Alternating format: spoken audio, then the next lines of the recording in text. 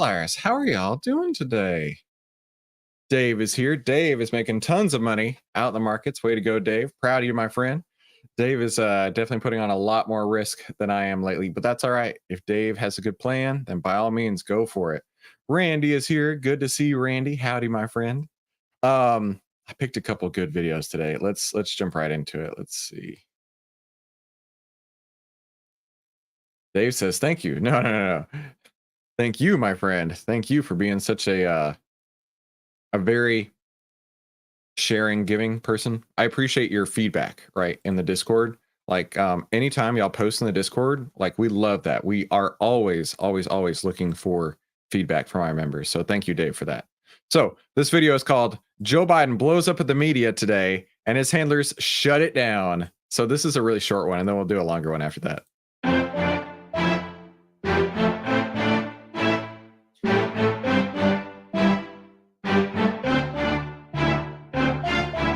Joe Biden was talking to social media people today and got angry, and his handlers shut it down.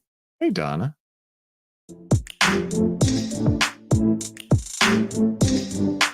I'd like to stay on topic. I don't want to get into talking about what's going on in foreign policy and the like right now, but if anyone asks what I've said, I'd be happy to try to respond. I'm not talking to you guys. What a horse's ass. Yes. Yes. Shh. I'm not going to answer your question. I'm talking to them first, okay? The audience first, okay? Yes, sir. Thank you so much. Thank you, President. Thank you, President. Thank you, President. Thank you. Thank you all.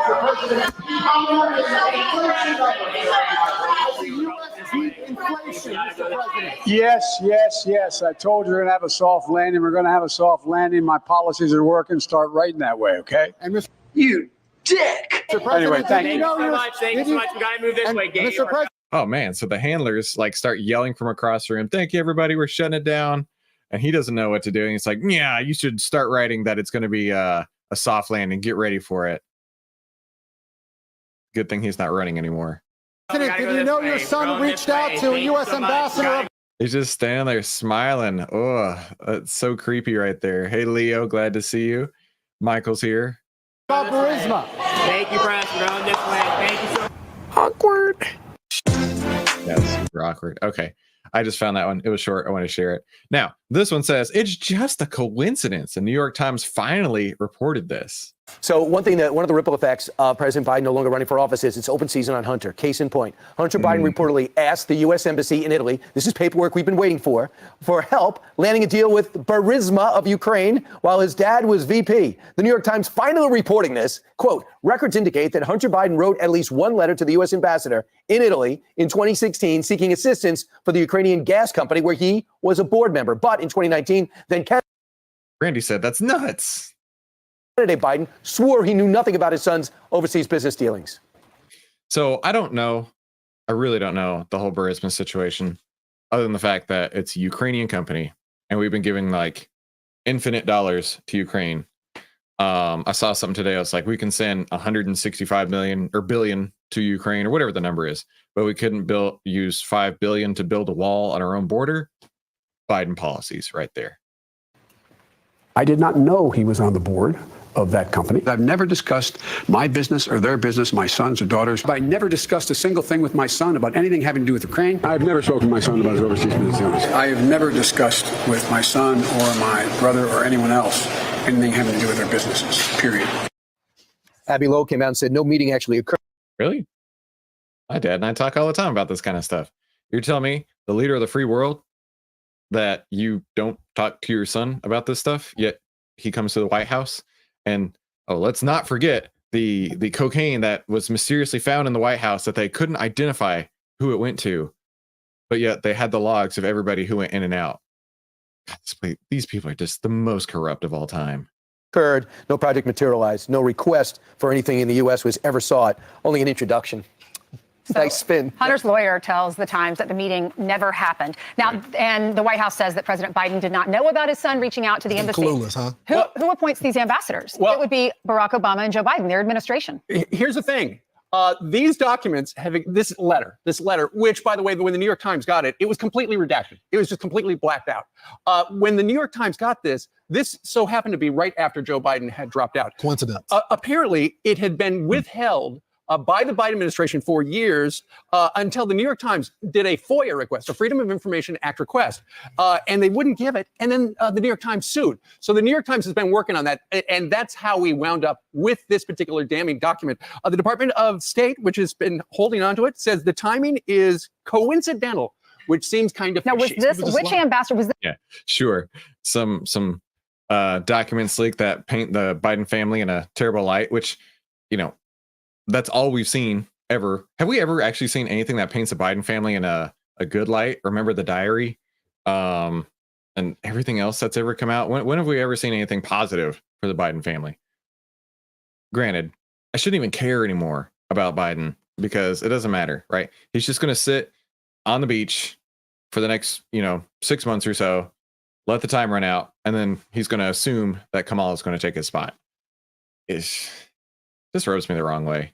Is this the Italian ambassador to the United States, or was this our ambassador that was sent there to live in our Italy? ambassador? Our ambassador. So his dad's friend, or Barack Obama's Well, his friend. colleague. And you see some of the communication, just like we're saying now, like, should we be doing this? They go back and forth. I don't think we should be giving this information. Is this in our best interest? Just like we saw the text messages for Barack Obama's administration. Why is Joe Biden's son going on the board of Burisma when part of his portfolio is Ukraine? Well, at the very beginning, the Obama administration, the White House counsel office had warned Joe Biden that this is not, they shouldn't be doing this. This is not something. But he knew nothing about it. But by the way, the fact that they're openly saying, "Oh, it's just a coincidence that they decided to turn over the documents right after Joe Biden was no longer on the ticket, when there could be no political pressure on him anymore," and you guys believe that, New York Times? You really believe that it was only a coincidence? Yeah. Well, ultimately, Brian, to your point about the embassy staff, them going, I don't know if we can help him. We don't want to do that. It wasn't because they don't help businesses all the time. They probably do.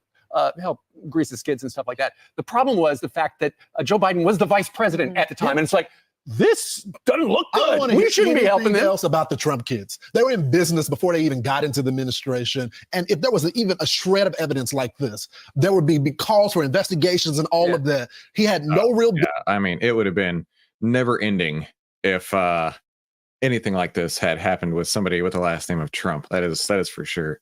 Right now, Hunter is probably looking for a new shirt, right? And so he might even be looking at Abercrombie and Fitch. How do you like that transition? How do you like? I worked on that one. Might be looking for a new shirt because Abercrombie and Fitch just got a buy signal today, right? August 15th, we got a buy signal here on Abercrombie and Fitch. This last one here was actually really strong. On April 29th, we got a buy signal around $125 a share. It went up, and then we got out with a sell signal at $174 a share. So basically $50 move right there on that one buy and sell signal. And that, it was $52 move.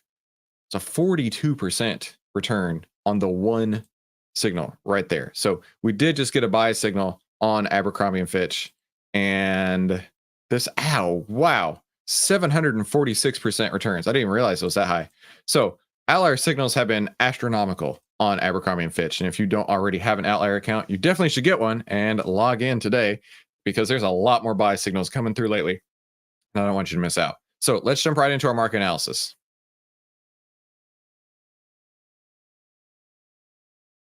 Oh, hang on. PowerPoint's not ready. There it is.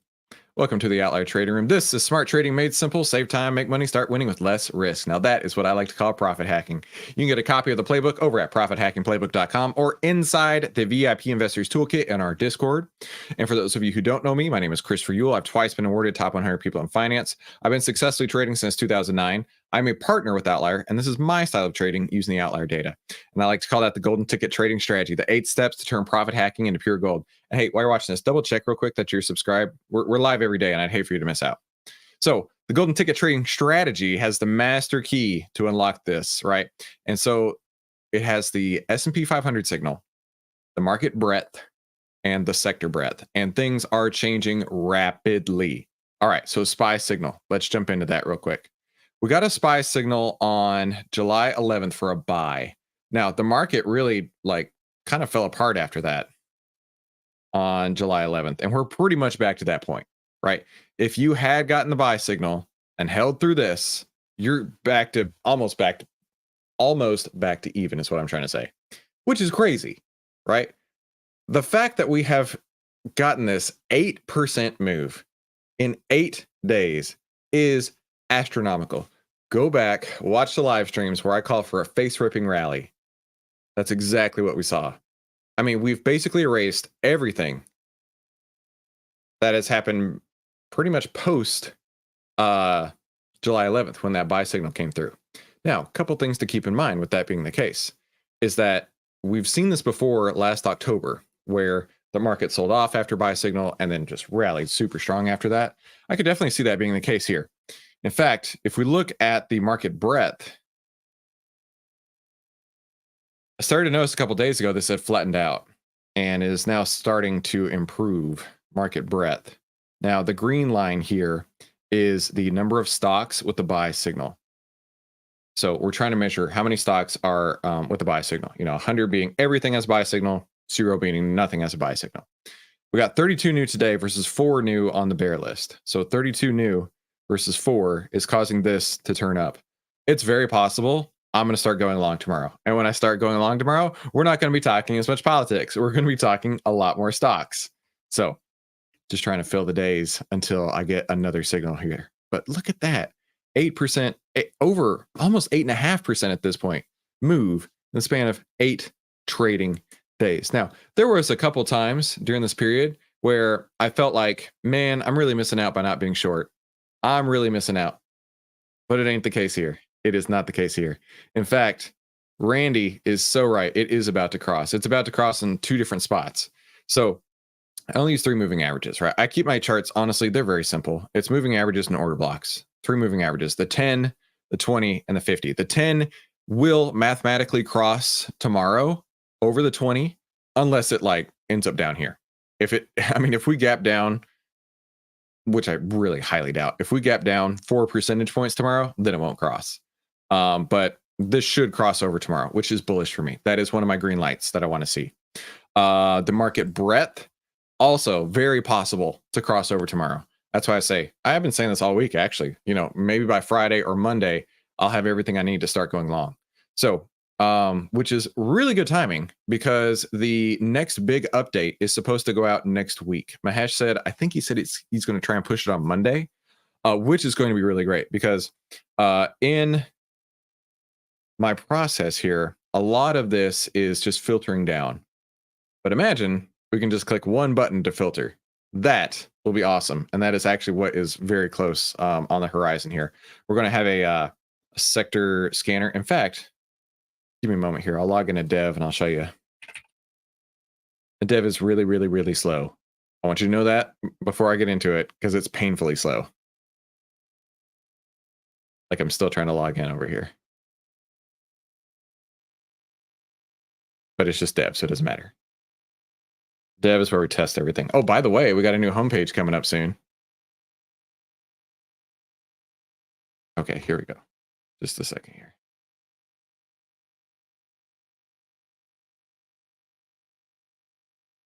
Oh, it's so slow.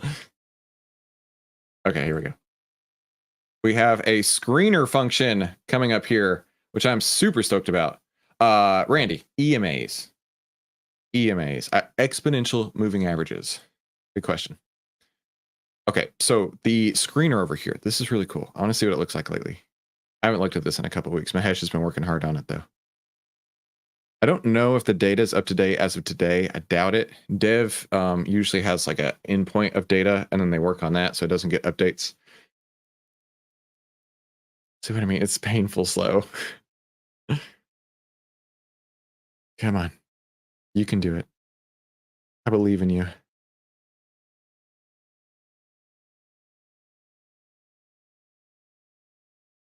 There we go. Finally. Okay. So this is going to be so cool. A couple things aren't populating yet. Current signal is going to show buy or sell. And then the signal start date. So it's going to look kind of like this, where it shows buy signal and then last signal date. So that's going to be showing right here. And then we'll be able to basically filter off of everything that's just for today, which is what I like to do. And then I'm really, oh, you know what? I might even check the sector breadth before going in, because then I can select more than one. Ooh, I might do that. That might save me time. Okay. Industry. If you select a sector and then an industry, outlier signal return. So positives, right? When we look at these numbers here, performance summary, that's the number we're talking about. Where is that at? Where did that go? Here. Positive returns, capital efficiency. I haven't decided if this will or will not be part of my my plan yet, but we'll see. Randy says, finger red number 1. Sometimes the emojis don't come through. 30-day average volume. I like to do over 1 million.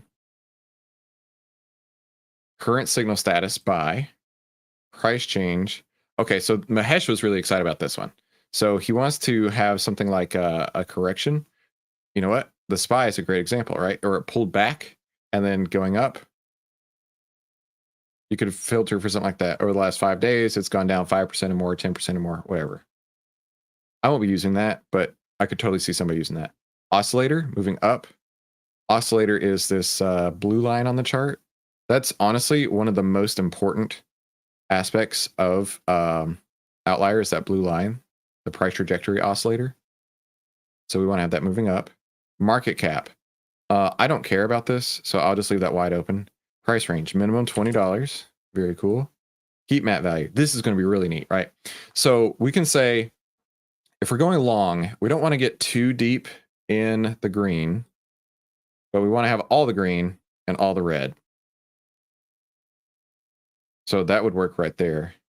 And then overlay indicator. I only want green uptrend indicators. Then I apply filter. Oh, I can save this as well. So it'll be one click. And I believe I can share it to you. So once I get mine, I can share it to you. Bada bing, bada boom. You got everything I got.